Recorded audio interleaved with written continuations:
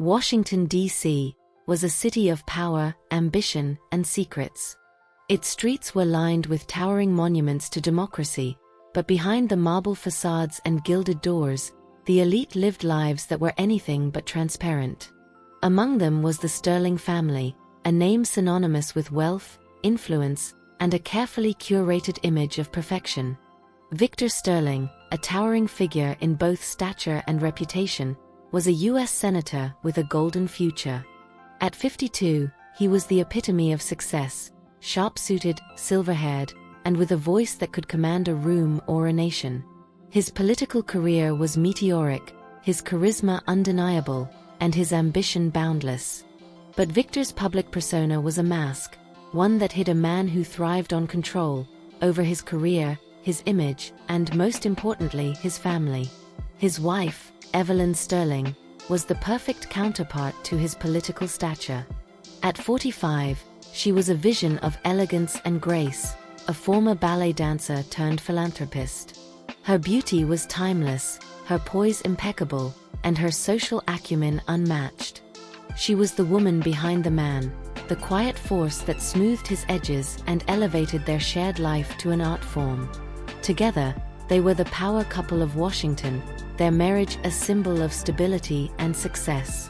Their home, a sprawling mansion in Georgetown, was a testament to their status. Every room was a masterpiece of design, from the grand foyer with its crystal chandelier to the sunlit conservatory filled with rare orchids. It was a house that spoke of old money and new influence, a sanctuary where the Sterlings entertained diplomats, celebrities, and the crème de la crème of society. But beneath the surface of their seemingly perfect life, cracks were beginning to form. Victor's relentless ambition had left little room for intimacy, and Evelyn, though devoted, had long since grown weary of playing the role of the dutiful wife. Their marriage, once a passionate union, had become a carefully choreographed performance, each of them playing their part to maintain the illusion of happiness. It was against this backdrop of opulence and emptiness that the betrayal began. Victor's affair started, as these things often do, with a moment of weakness. It was late one evening, after a grueling session in the Senate, that he found himself alone in his office, the weight of his responsibilities pressing down on him. He had just finished a tense phone call with a lobbyist, and the stress was palpable. That was when she walked in. Isabella Moretti, his 32-year-old chief of staff, was everything Evelyn was not: young, fiery, and unapologetically ambitious. She had joined his team 2 years earlier, fresh off a stint at a prestigious law firm, and had quickly become indispensable. Her sharp mind and relentless drive mirrored his own, and their professional relationship had always been charged with an undercurrent of mutual admiration. That night, however, the line between professional and personal blurred. Isabella had come to deliver a briefing, but the tension between them was electric. They had been working closely for months, their late-night meetings becoming more frequent, their conversations more intimate. It was only a matter of time before the spark ignited. "You look exhausted," she said, her voice soft but laced with concern. She placed the folder on his desk and lingered, her dark eyes locking with his. Victor sighed, running a hand through his hair. "It's been a long day. Sometimes I wonder if it's all worth it." Isabella stepped closer, her heels clicking softly against the polished floor. "It is. You're changing the world, Victor. Don't ever doubt that." Her use of his first name, something she rarely did, sent a shiver down his spine. He looked up at her, and in that moment, something shifted. The air between them crackled with unspoken desire, and before he could stop himself, he reached for her. Their first kiss was a collision of pent-up longing and forbidden passion. It was reckless, dangerous, and utterly intoxicating. For Victor, it was her escape from the pressures of his life, a chance to feel alive again. For Isabella, it was the culmination of a carefully calculated plan. The affair began in secret, a series of stolen moments in hotel rooms, empty offices, and the back seat of Victor's chauffeured car. It was a dangerous game, but one that both of them were willing to play. Victor, consumed by guilt but unable to resist the thrill, justified his actions as a temporary indulgence. Isabella, however, had a different agenda. She was not just his lover, she was his confidant, his advisor, and increasingly his puppet master. She used their relationship to gain access to his inner circle, his secrets, and his power. She was patient, biding her time, knowing that the higher they climbed, the harder they would fall. Meanwhile, Evelyn remained oblivious, her days filled with charity galas, board meetings, and the endless demands of maintaining their public image. But beneath her composed exterior, she sensed that something was amiss. Victor had become distant, his late nights at the office more frequent, his excuses more elaborate. She tried to dismiss her suspicions, chalking them up to the stress of his job, but the nagging feeling persisted. It was a chance encounter that confirmed her fears. One evening, while attending a fundraiser at the National Gallery of Art, Evelyn noticed Victor and Isabella in a quiet corner of the room. Their body language was subtle but unmistakable. The way he leaned in to whisper something in her ear, the way she laughed a little too intimately. Evelyn's heart sank, but she maintained her composure, her smile never wavering. That night, as she lay in bed beside Victor, she made a decision. She would not confront him, not yet. Instead, she would gather evidence, bide her time, and plan her revenge. The Sterlings were a family of power, and Evelyn was not about to let her husband's indiscretions destroy everything they had built. Evelyn's investigation was meticulous.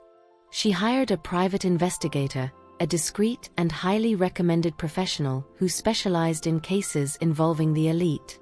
Within weeks, she had a dossier of evidence, photographs, hotel receipts, and even recordings of Victor's conversations with Isabella. The betrayal was undeniable, and the pain was excruciating. But Evelyn was not one to wallow in self-pity. Instead, she channeled her anger into a plan that was as calculated as it was cruel. She would not simply expose Victor's affair. She would destroy him piece by piece, until there was nothing left. Her first move was subtle but effective. She began to distance herself from Victor, withdrawing emotionally and physically. She cancelled their joint appearances, citing personal reasons, and started attending events alone. The change was noticeable, and rumors began to swirl in the social circles of Washington. Victor, preoccupied with his affair and his political ambitions, barely noticed. But when he did, he dismissed it as Evelyn's way of dealing with the pressures of their life.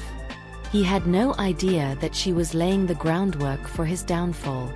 The final act of Evelyn's revenge was as brutal as it was brilliant.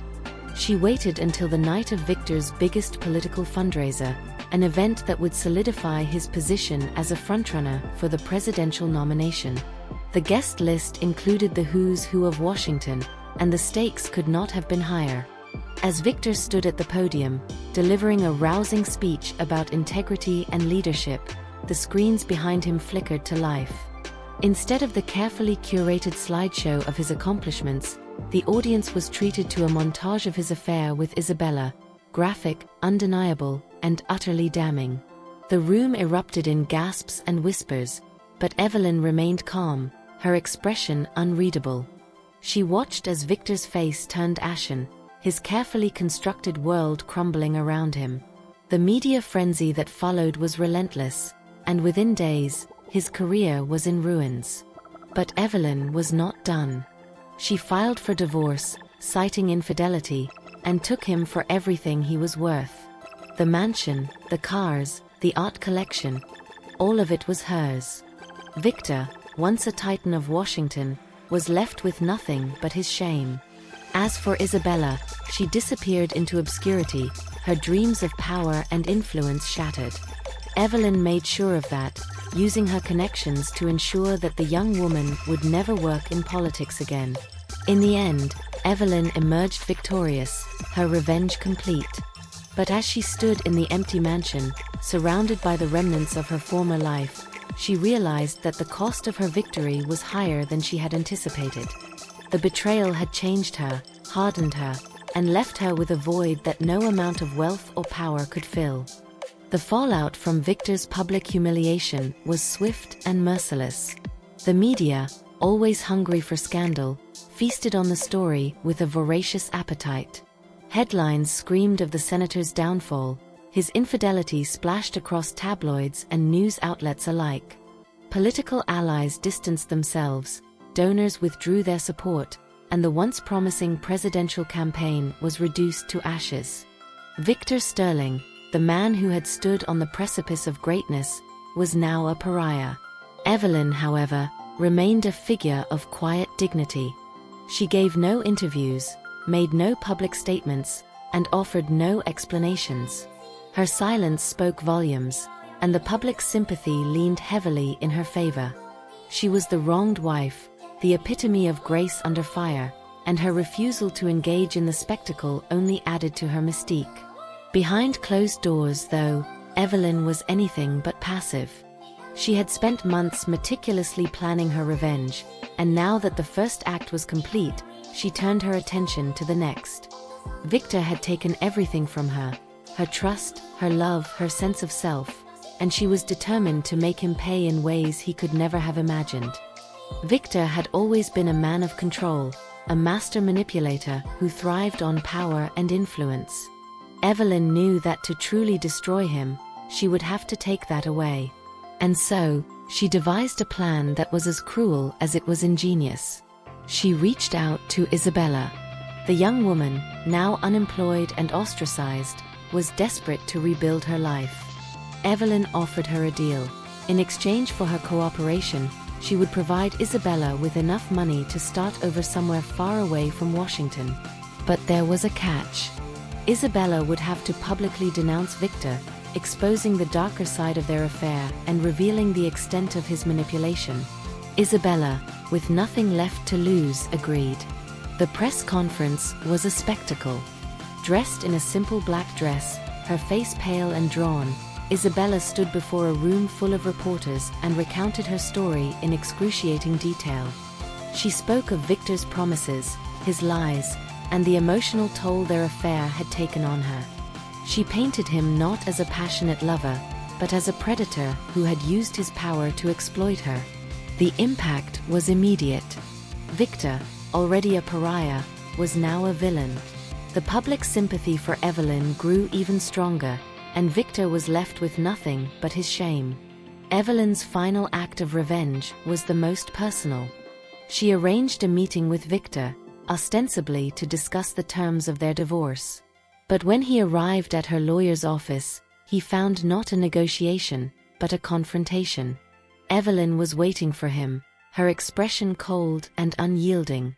She handed him a folder filled with documents, bank statements, property deeds, and legal agreements. "This is what's left of your life," she said, her voice steady. "I've taken everything else." Victor stared at the papers, his hands trembling. "Why are you doing this?" he asked, his voice barely above a whisper. Evelyn leaned forward, her eyes blazing with a fire that had been smoldering for months. "Because you took everything from me," she said.